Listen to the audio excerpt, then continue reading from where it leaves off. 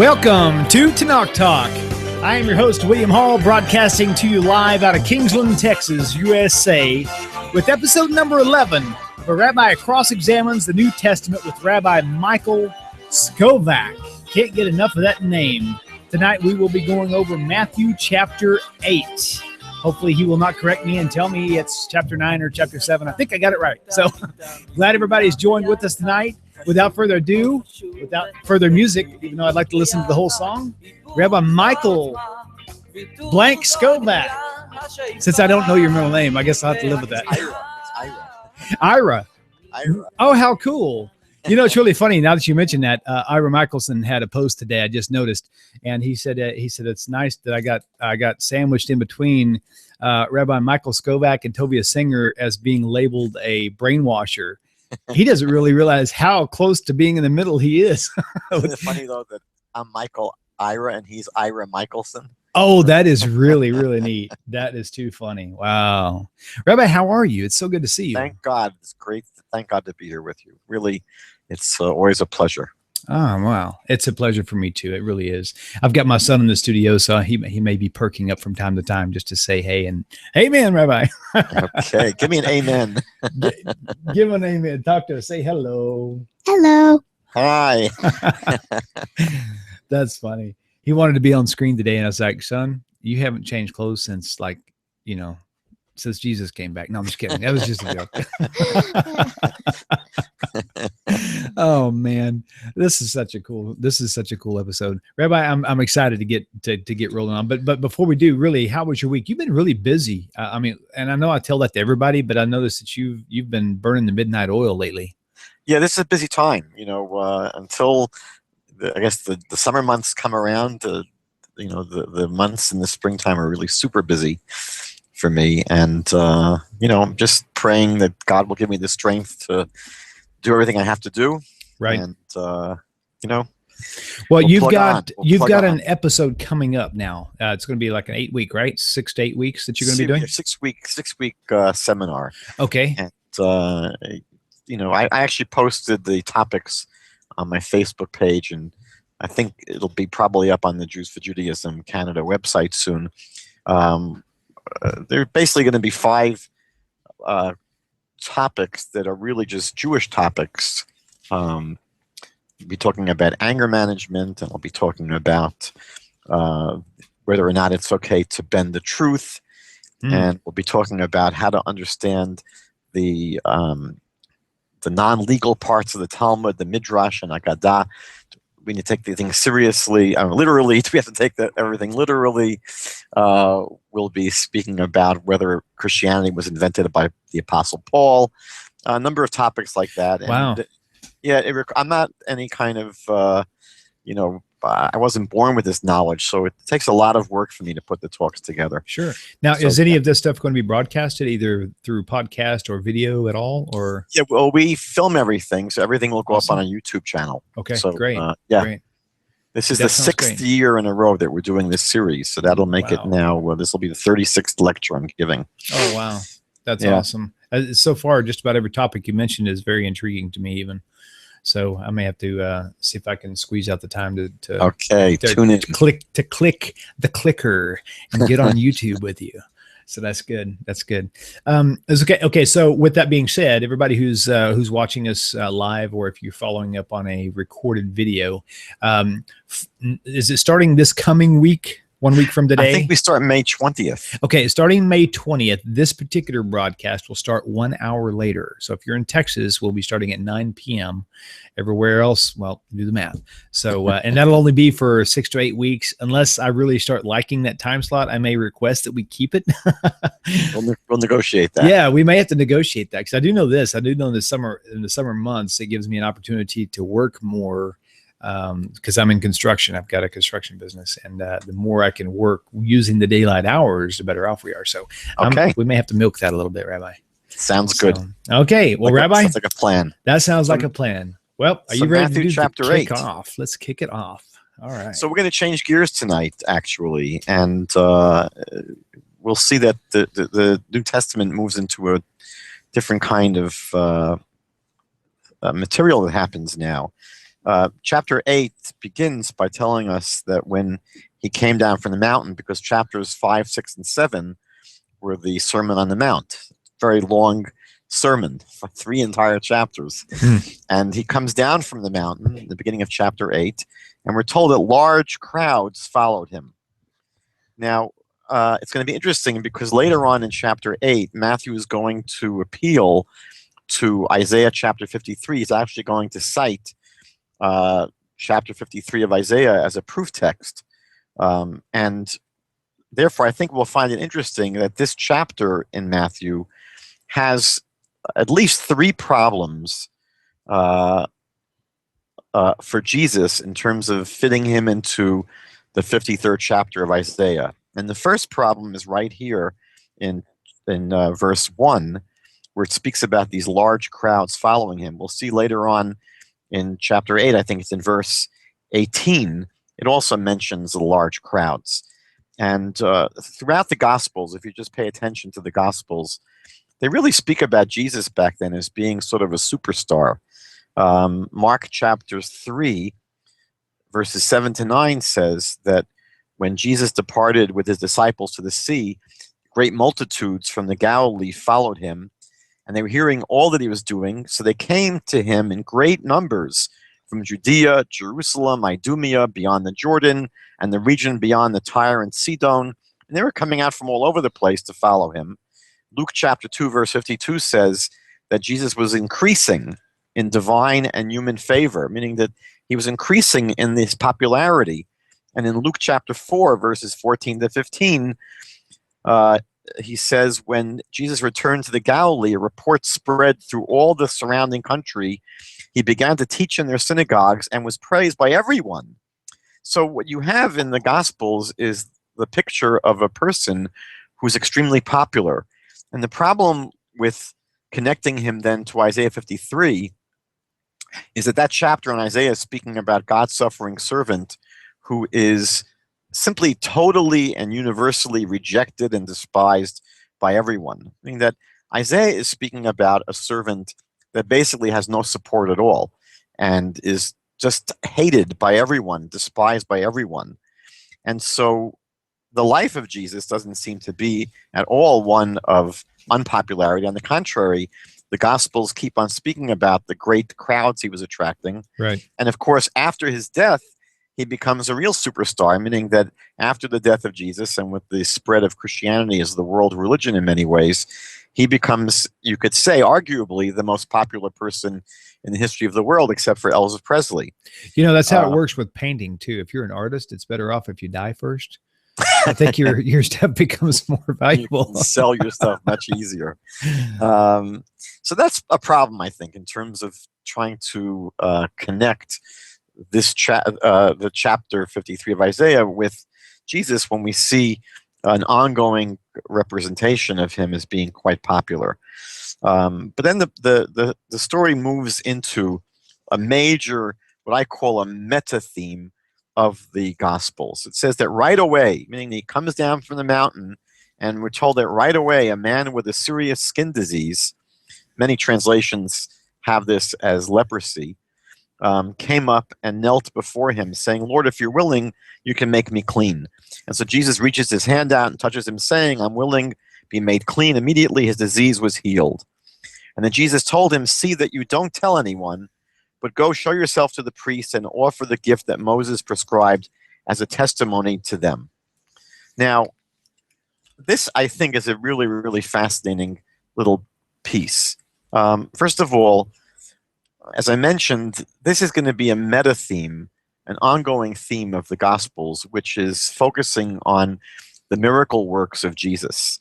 What's strange about it is that in the very previous chapter, chapter 7, verses 22 to 23, Jesus really said that miracles don't really count for much, because he said there are plenty of people who might be able to do healings themselves, but that doesn't really count for a hill of beans if they're not really if their heart is not really in the right place. So Jesus is basically saying you can have someone whose heart is not in the right place and yet will have the ability to perform miracles. And we know that in the Tanakh, this is very clear that not only good guys are able to do miracles. When you go to Exodus chapters 7 and 8, we know that Pharaoh's magicians were able to replicate some of the miracles that Moses performed in Egypt. We know that in Deuteronomy 13, we're told that false prophets will be able to perform extraordinary supernatural miracles. And so, obviously, a miracle doesn't really have any ability to prove that someone is necessarily, a good guy, when even the bad guys can do it. I think in somewhere here in Matthew 2, it talked about the disciples were pointing out some other people who were doing miracles and signs and wonders in his name, and even Jesus basically declared a subtle yet very distinctive point that you just made. It doesn't matter if they can do miracles or not. That's the message. It doesn't matter if you can pull off a miracle. It says whoever, in fact, he even just basically told them to leave him alone. He says, for at least someone who's doing a miracle in my name, at least they can't speak ill of me. But he didn't say to them like, whoa, they did a miracle, man, they must be, under God's authority. He didn't say that. Right. That would have been a great opportunity to pull that off. Well, and it's interesting because later on in Matthew chapter 24, verse 24, it says that even false messiahs couldn't do miracles. Right. So it's important to realize that although the New Testament's going to invest a tremendous amount of energy, cataloging really this entire career during Jesus' ministry of miracles. And again, the question is why? Because really, in the New Testament, there are basically two prongs to the brief for Jesus, meaning if you were going to try to extrapolate from the New Testament, what is their case for Jesus being the Messiah?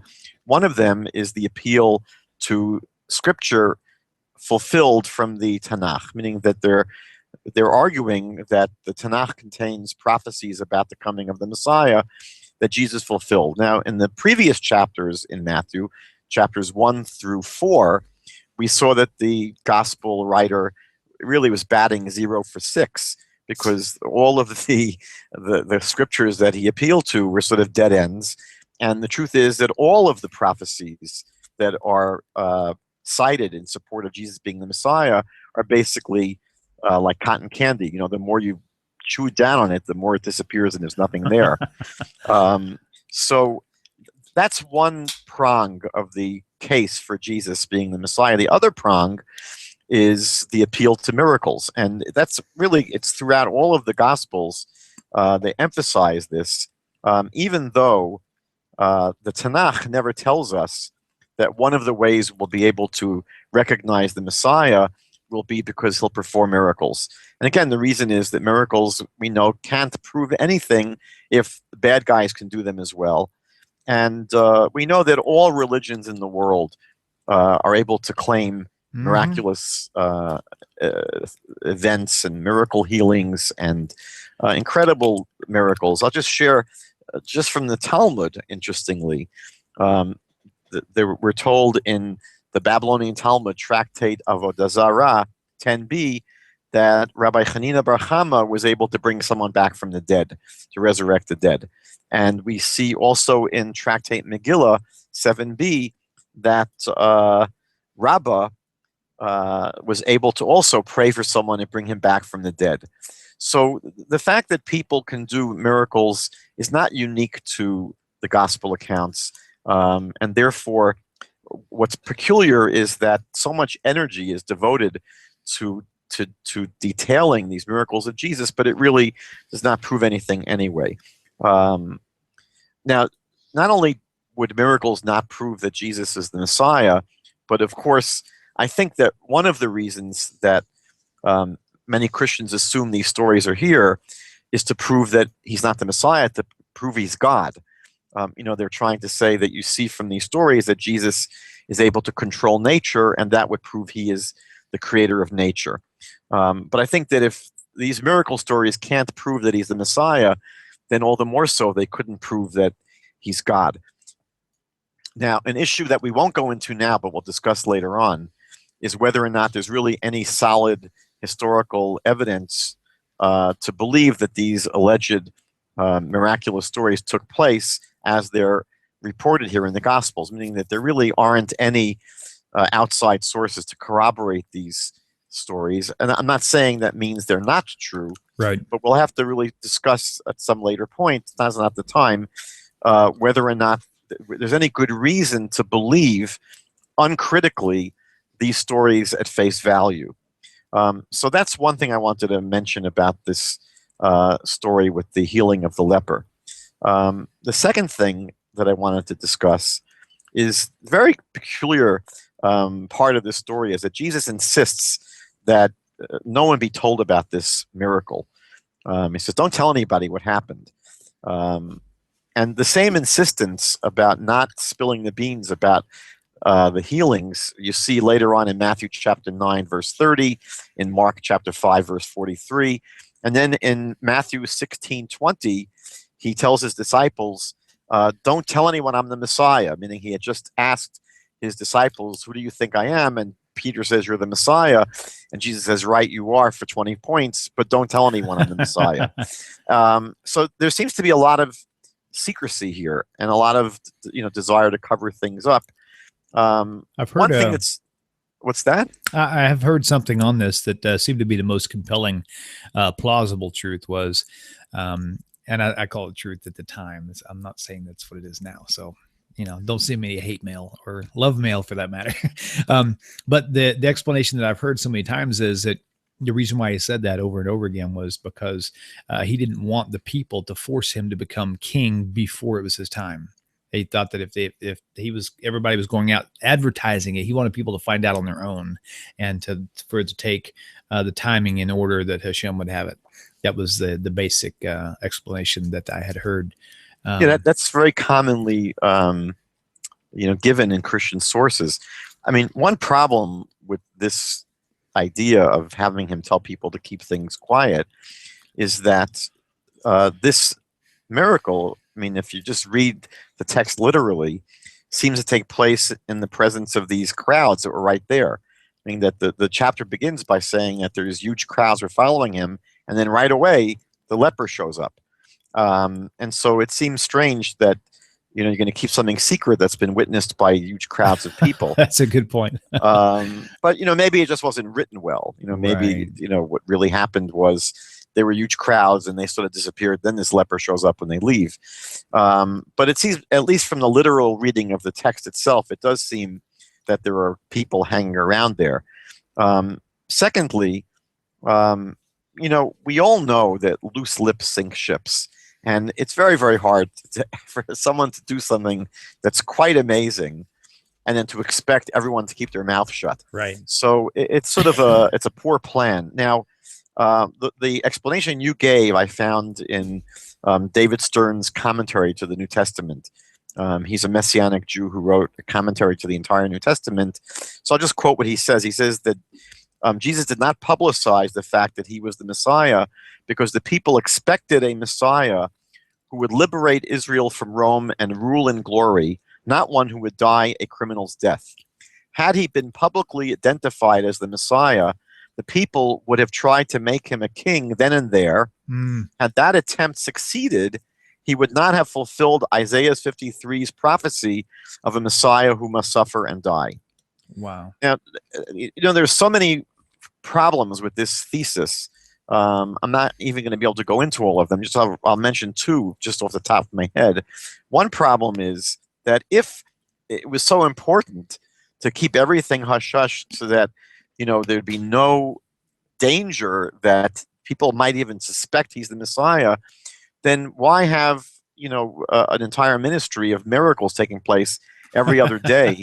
It's sort of, it's endangering that problem. The second problem is that it's not mutually exclusive, meaning that there's no reason if, Christians want to insist that the Messiah has to die and suffer, there's no reason why he couldn't be anointed as the king and even begin serving as king, and then the entire kingship would be cut short by having to be crucified, suffer, and die.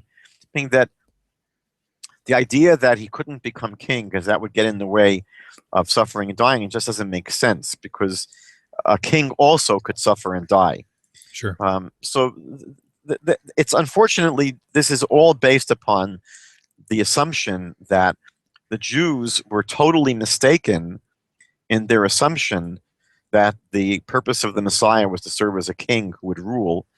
I wonder where they got that from, meaning that when we go through the Tanakh, the only passages that actually speak about a descendant of David who will come and be the king of the Jewish people don't speak about him suffering and dying. They specifically speak about him ruling as a king and presiding over a utopian world. And having a bunch of children, or offspring at least, right?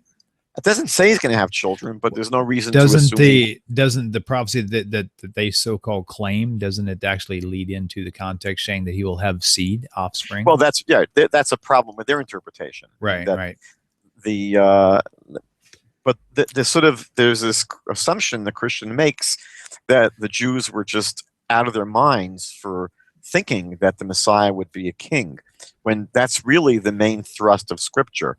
It's their job description of the Messiah that's very, very difficult to really entertain. And also this assumption that, that these two themes would be mutually exclusive. So I find the whole idea that he had to keep everything hush-hush to be very, very difficult to maintain. I would say there's a much simpler reason for Jesus, telling people, look, don't spread the word. Don't tell people about the fact that I'm the Messiah or I did these miracles. And it's very simple. It wasn't out of a fear that the Jews would make him king. I think it was really out of a fear of provoking the Romans to execute him prematurely, meaning that he was well aware of the fact that if he was going to be declared king, the Romans would immediately kill him. We see from Matthew chapter 2 that as soon as Herod heard that the baby Messiah was born, he wanted to kill the baby infant. Right. So we know that the Romans would have very little tolerance for anyone that they even suspected was becoming a leader of the people, because the Romans were very paranoid. And so he was very, I think, circumspect, and he felt now you said something that I'm sitting here chewing on as you're talking, and I never thought of this before, but do you mind if I back you up just a hair? Yeah, please. You said that he knew that if he was proclaimed, the king, that the Romans would kill him. I mean, there was no trying about it. They would definitely find a way to actually to like get this guy off the map. It's very interesting and a very important fact for people to realize this because they see him, this whole statement where he says, in 3 days, and it goes on, with the whole prophesying his own death. Was he prophesying it, or was it me like driving my car down the street and I see my gas gauge is on like 1/8 of a tank, and I'm going to say, we're going to run out of gas before we get to Houston? I mean, seriously, is that prophecy, or is that just stating a fact? Yeah, I mean, for example, any prediction back then that the temple was going to be destroyed, that wasn't rocket science, meaning that anyone living at that time knew that the Romans, there was a powder keg, and that the Romans were just about to squash everything. So yeah, it's when you see very dark clouds out, it's not prophecy to say that you should take your umbrella to work today. Right. So point. I think that this is often discussed in commentaries to the New Testament, what they call the messianic secret. Why there was this urgency to keep things quiet, and it's not easy to understand. But I think that this typical Christian scenario is really just based upon their assumption of what the Messiah really is supposed to be. And I think that's the weak link in their argument, the assumption that the Messiah is coming specifically to die as a sacrifice. Anyway, I'll just point out one more thing here, that this little piece really runs into the second problem with Isaiah 53, meaning that Isaiah 53, verse 9, says that the servant of God will have no deceit in his mouth. And what's interesting is that later on in the Gospel of John, chapter 18, verse 20, Jesus tells the Romans that he always taught openly in the synagogues. He taught nothing in secret, meaning that he makes a big deal about the fact that he was a paragon of full disclosure, everything out in the open, Right. no secrets, everything totally transparent. And yet here he's telling everyone to keep this secret and to keep this miracle secret, keep the fact he's the Messiah secret. So it's very difficult to, again, plug Jesus into Isaiah 53 when Jesus insists that things be kept hush-hush and quiet, and at the very same time he's claiming to have been totally transparent. I wouldn't call that someone who had no deceit in his mouth. Sure. And doesn't Zephaniah connect in with Isaiah 53 anyway? Yes, Zephaniah connects it in terms of the people of Israel, meaning that I guess the age-old argument is, who is this servant? And Zephaniah chapter 3 speaks about the remnant of Israel as having no deceit in their mouth. 3:13, yeah. So I would say that we're going to see, I think there are at least 3 problems just in chapter 8 here of connecting Jesus to Isaiah 53. And ironically, this is the first time in the New Testament that chapter will be quoted from Isaiah.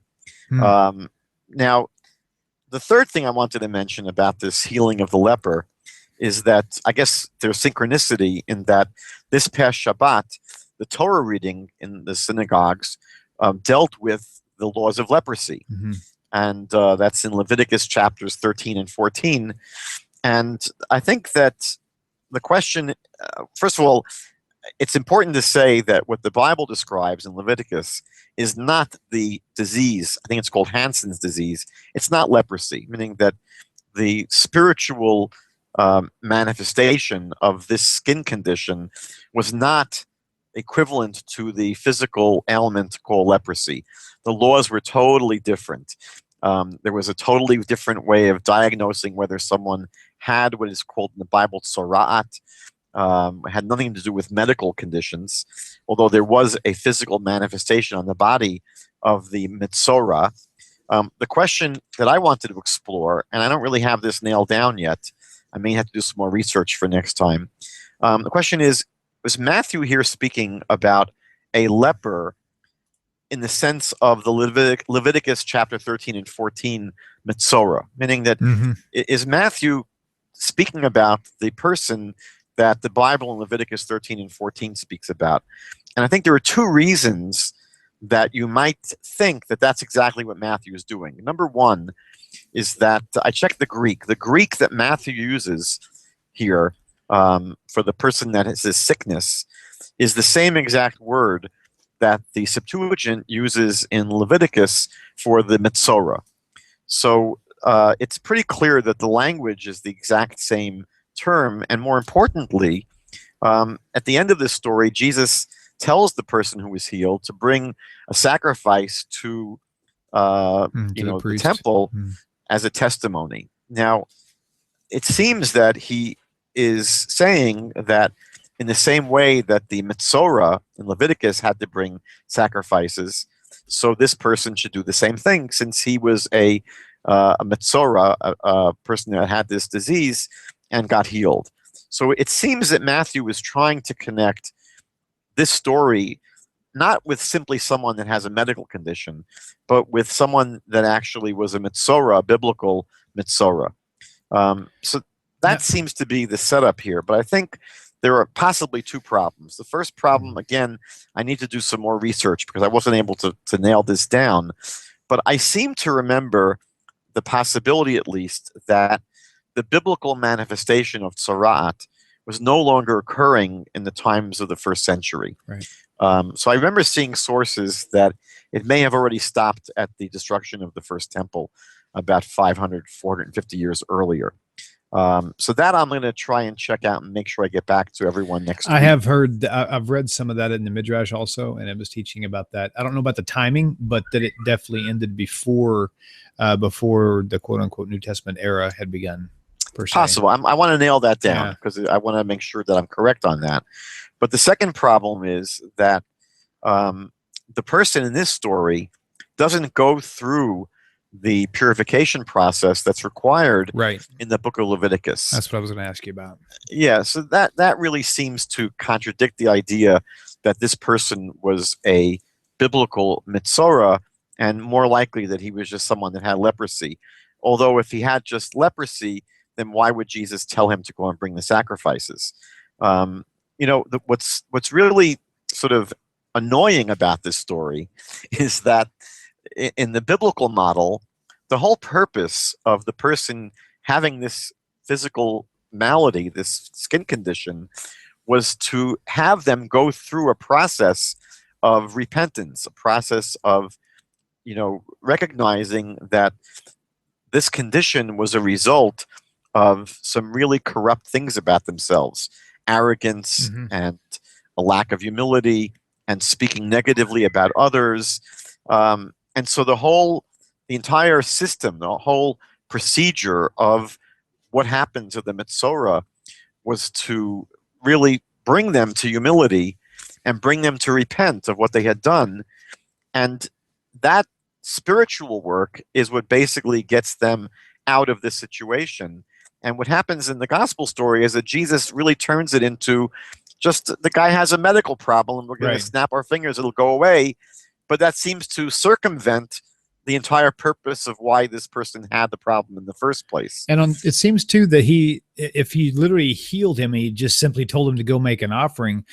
He's literally telling this guy to go against Torah anyway, because the Torah doesn't it show that with the leper that he's supposed to go through a period of like 7 days and then there's another 7 procedure. Days, and you got to inspect it. Got to shave his whole body, Right. and he's got to, there's the bringing of the hyssop and the different kinds of things that are offered with the 2 birds, and I mean it's a very elaborate procedure.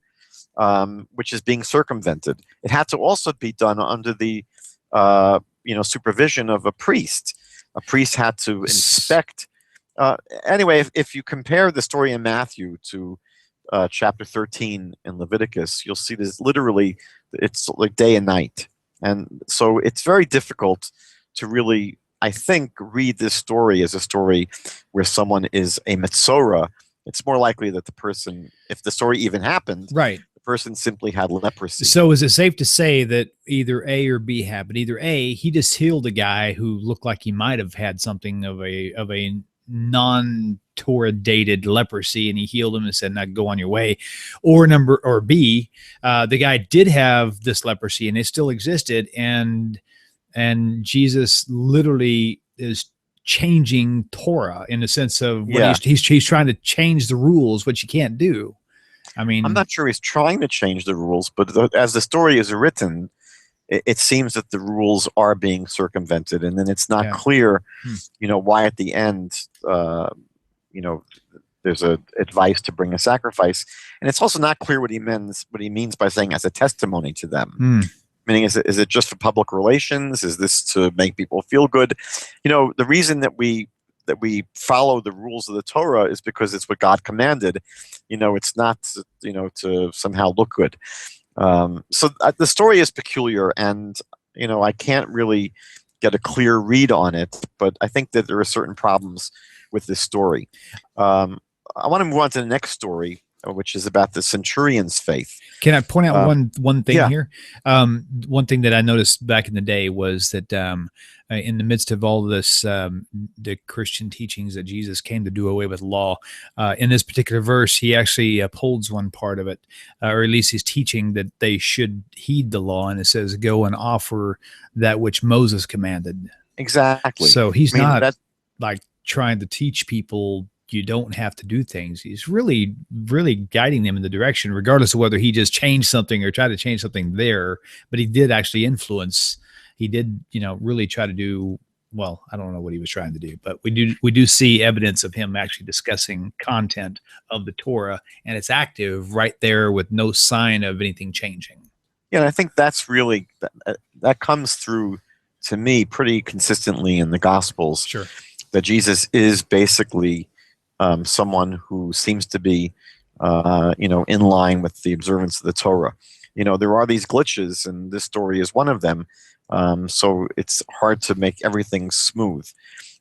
In the next piece, which starts in verse 5, this centurion comes when he's in Capernaum, and he basically says that his servant, so it's the centurion who is a Roman soldier, says that his servant is lying home paralyzed in terrible agony. So Jesus says, well, I'll go and heal him. I'll just go over there. And the centurion says, well, I'm not worthy to have you come under my roof. He basically says that there's no reason for you to come. So Jesus is very much impressed with this person's faith. And he says, I assure you, I've not found anyone in Israel with so great a faith. And he praises this guy to the hilt. And then Jesus basically is able to heal this person's servant right then and there without even going to his house. Again, this is not a unique kind of ability. We see stories in the Talmud where people are able to actually cure people from a distance. There's a passage, story in Babylonian Talmud, Tractate Brachot 34b, where we're told our rabbis taught that once the son of Rabbi Gamliel fell ill. And he sent 2 scholars to Rabbi Hanina ben Dosa to ask him to pray for this student, for his son. When he saw them, he went to an upper room. So he didn't go to the person that was sick. He went to an upper room and he prayed for the son of Rabbi Gamliel. When he came down, he said to them, go, the fever has left him. So they said to him, are you a prophet? How did you know that the kid recovered? So he said, I'm neither a prophet nor the son of a prophet, but I have learned from experience that if my prayer is fluent in my mouth, I know that it can be accepted. But if it's not, I know that it's to be rejected. Nice. They sat down, they made a note of the exact moment. When they came to Rabbi Gamliel, he said to them, by the temple service, meaning he took an oath saying, you have not been a moment too soon or too late. But so it happened at that very moment, the fever left him and he was asked for water to drink. So the ability to do miracles and heal people, again, it's not something that's unique to Jesus. But I wanted to point out something a little bit more off the beaten track in terms of this story. There's a wonderful book on the Gospels that I really recommend highly by Chaim Jacobi. Most people know his book about Paul called The Mythmaker, but he wrote a prior book about the Gospels called The Revolution in Judea. And he speaks here, it's quite a insightful passage, I think it's around page 20 in his book, about what he calls the unobtrusiveness of the Romans in the Gospels. I'm just going to read actually a little piece from what he says. Okay. He says, anyone familiar with Jewish history around the time of Jesus must find the fact that Romans are almost never mentioned in the Gospels very puzzling. He says the overriding political fact of the period was the Roman occupation of Judea, where the last remnant of political independence had ceased only very recently in the year 6.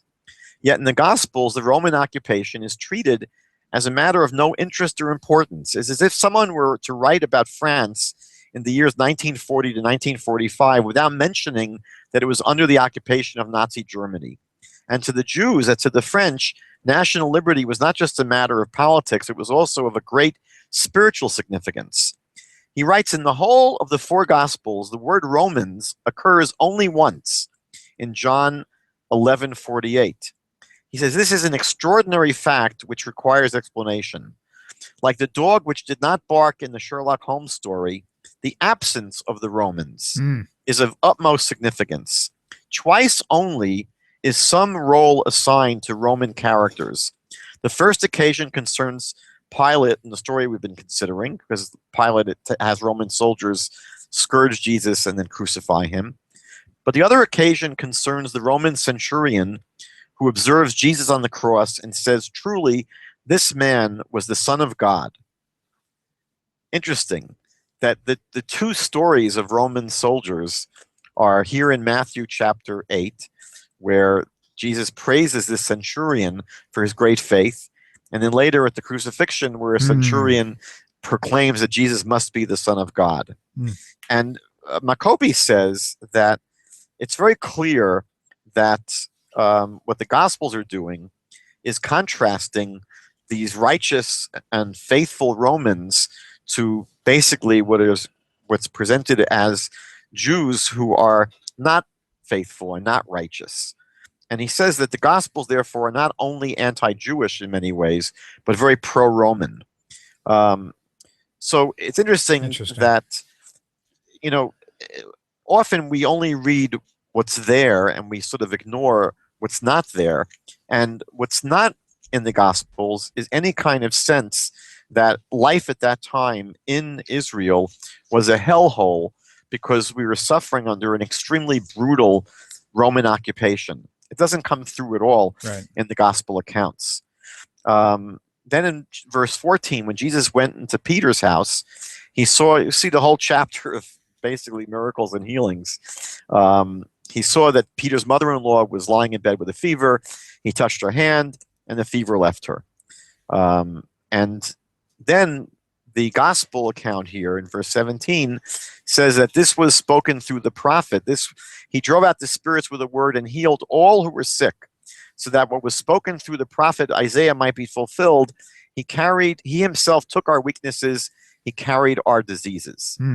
Now, what's interesting is that this is a very atypical reading of Isaiah 53, meaning that usually the way it's understood by Christians is that he bore the sins of the people. Here it's being a little bit interpreted differently as he's healing people of their diseases. But either way, the problem is that, or at least according to this secondary reading of Isaiah, what's problematic is that in Isaiah, at least, the servant himself, or the servant as a group, they are sick, they are suffering, they're in pain. And that's what it means when it says that he took our weaknesses and carried our diseases. He was wounded from our transgressions. It's the servant that is wounded. It's a servant that is suffering. It's a servant that is sick. And this is sort of twisting the actual context of Isaiah 53. Right. Then in verse 18, again, Jesus sees these large crowds around him. He gives the order to go to the other side of the sea. A scribe approaches him and says, "Teacher, I will follow you wherever you go." And then Jesus says something very mysterious. He says, "Foxes have dens and birds have the sky above to nest, but the Son of Man has no place to lay his head." Not clear exactly what that means. Commentaries really bumped their head on that one. And then another disciple says in verse 21, "Lord, first let me go and bury my father." And in verse 22, Jesus says to him, "Follow me and let the dead bury their own dead." Now, I remember the first time I read this many, many years ago, I was very bothered by this because there seems to be obviously a certain callousness towards this person's responsibility to honor their parents. And it's actually an ongoing problem throughout the Gospels where Jesus seems to have issues with parental respect, the way he treats his own mother. You want to hear an interesting spin that I heard on this? That it could very well be true, but it may just be a reach also. He said whenever this was actually spoken, that he was actually talking to the disciple because whenever the person said, "Let me bury my father first," his dad wasn't dead yet. In other words, he was telling him that, let me finish living my life with my dad, and then once he dies, and I'll bury him. And that's why he said, "Let the dead, those who are spiritually dead, they can bury their own." That was an interesting turn.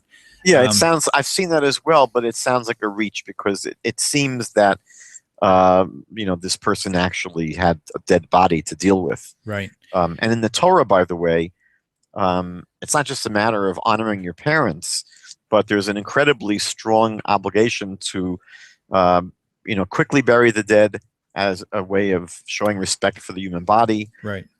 So it's just very, very difficult to read a story like that and not walk away bothered. In verse 23, we're told that they finally got into the boat, and there was a violent storm on the sea, and the boat was being swamped by the waves. But Jesus rebuked the winds and the sea, and there was a great calm. And the men were amazed, and they asked him, "What kind of man is this? Even the winds and the sea obey him." So again, we have in the Talmud a similar story in Baba Metzia, in the Babylonian Talmud, Baba Metzia 59b. Rabbi Gamliel was returning by boat, and a wild sea was about to drown him. He said, "It appears to me that this situation is only because of Rabbi Eliezer ben Hyrcanus." He stood up and said, "Ruler of the universe, it's known and revealed before you that it was not for my honor that I did this, and not for the honor of my father's house, but for your honor, so that the centers should not multiply in Israel, and the sea immediately calmed from its ragings. So again, we don't have the ability to say that anything Jesus really did was unique and out of the ordinary. And again, the chapter goes on with more stories of miraculous healings. We have the demons being driven out by Jesus. There was someone that was demon possessed. Again, this is not a unique ability. We know that in Josephus, actually, in the Antiquities, he has one of his books. In chapter 8 of the Antiquities, Josephus writes about Jewish sages at his time that were able to basically carry out exorcisms and get people healed of their demonic possession. That's a whole topic unto itself. What does it mean to be possessed by a demon? That in itself is a difficult topic. But I'll share another story where in Tractate Me'ilah from the Babylonian Talmud, we see a story where Rabbi Simon was able to get a demon to leave this woman, again by proclaiming that the demon leave. Even in modern times, by the way, there was a famous story of the Chavetz Chaim, who died in 1933, where there was someone that had a dybbuk. A dybbuk is similar to a person's soul being possessed, and he was able to perform an exorcism. There were stories that have taken place over the past several thousand years in Jewish history where this is not a unique ability if we even understand what it means. I would just say one last thing about this passage, and it's really a difficult passage for Isaiah 53, because one of the things that Isaiah 53 says about the servant is that he will do no violence. And here you have Jesus being able to remove the demons from these people and putting the demons into a herd of swine, and the herd of swine are then basically killed by being driven over a cliff. In the Tanakh, there's an tremendous importance placed upon not causing any unnecessary pain to animals, certainly not needlessly killing animals. We wonder, at least I wonder, would Jesus not have been able to, heal these people by having the demons go out into some cloud somewhere? Right. So the fact that here you have an entire herd of swine that are being killed, seems to be problematic for many reasons, and not least of which is that Isaiah 53 speaks about the servant as someone who does no violence.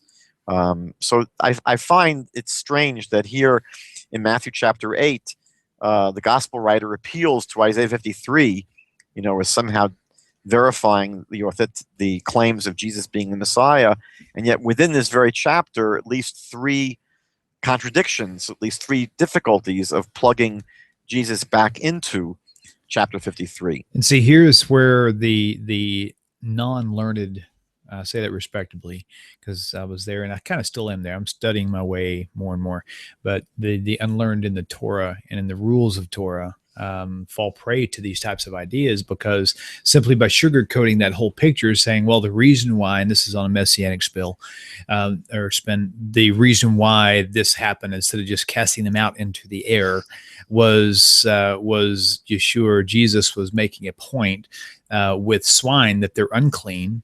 And just like you throw trash into a trash can, you only put unclean spirits into unclean things. And it's the only time that pigs or swine is actually mentioned in the tangible sense in the Gospels, or in the New Testament really at all, is in this incident, and it turned out to be a negative thing. So that's the messianic spin on that, is even there it shows that we're not supposed to be eating unclean flesh. Well, the problem with that is that we didn't need Jesus to make a point about, pig being unkosher. God already made that very clear in the Tanakh. Yes, he did. And God himself didn't tell us we should go around, mass murdering pigs. And the fact is that the Jewish people were, doing a pretty good job already of staying away from eating pigs Yeah. without this demonstration by Sure. Jesus here. Again, I'm not convinced beyond I the fact agree with that- you. I think that you're right, because I mean, even the Christians will they know that Jesus came. When he came, for the Jewish people. Even when he talked to the Samaritan woman and said, was it the Samaritan woman where he said that, where she said even the dogs will eat the crumbs from the master's table? I don't remember which one it was, but Canaanite woman in Matthew. Canaanite, well, there you go. And he said, I only came for the lost sheep of the house of Israel. And it's like, so they know that. So that's a good point you bring up. So even on that messianic side, that doesn't really make sense, because if that's who he was coming for, they already knew those rules. Right. Perfect. Okay, so that's Matthew chapter 8. Wow. And, Hey, I want to go back real fast to Matthew to 8 verse 9 real fast. Yes. This is something that really this is branching from the Christian side into the messianic side of things. And right here, this is very interesting again, where Jesus to me tends to be pointing out that it's not faith is not a blind thing. It's not believing in something you don't understand. It's understanding is what faith is, because where he tells the centurion here, he says, great is your faith, great is your understanding. He told him why he believed what he believed, and Jesus is amazed. He's like, man, you got this. And whatever the lady, the centurion woman, or like you said in Matthew 15. Matthew chapter 15, he told her the same thing. He's great is your understanding. You get this. Great is your faith. Faith has always been associated not with not understanding or with blind belief, but actually with calculations and processing information and making the right belief based on information, based on knowledge. So it's really amazing all the way through. The basic Jewish critique on some level of this would be that, the only address for our faith is in the Creator himself.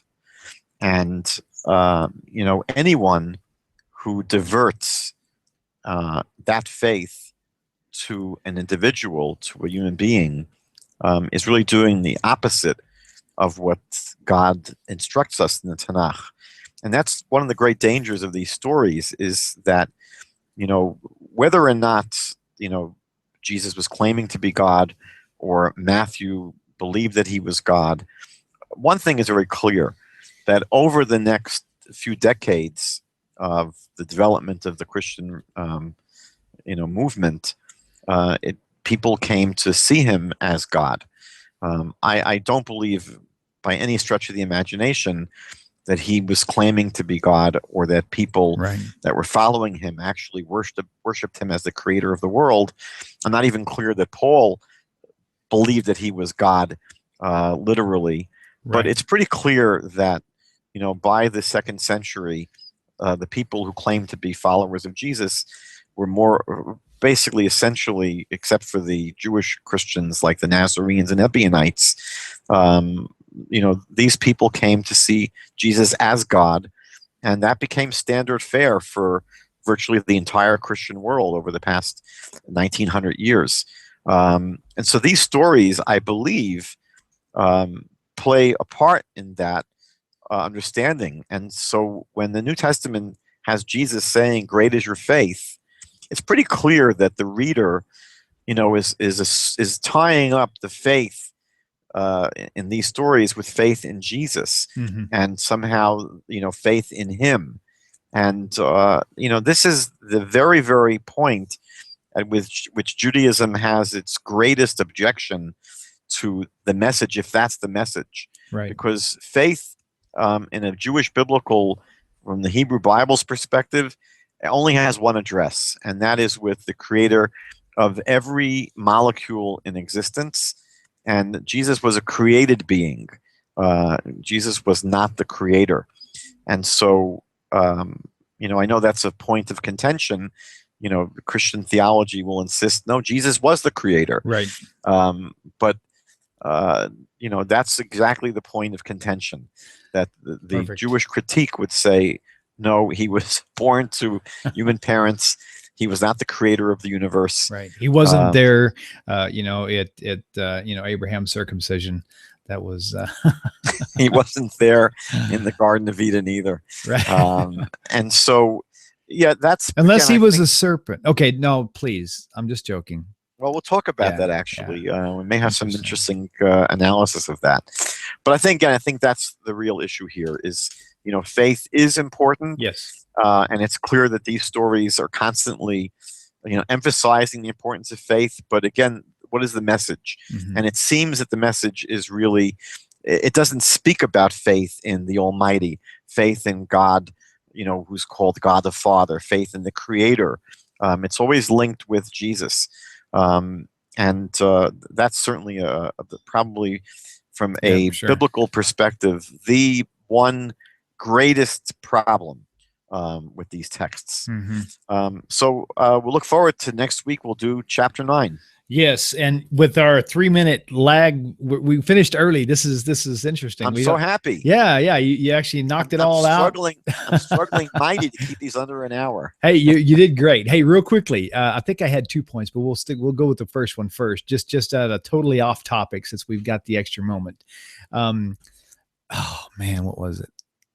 Can you believe that? I had it so You're too young fresh. to have a senior moment.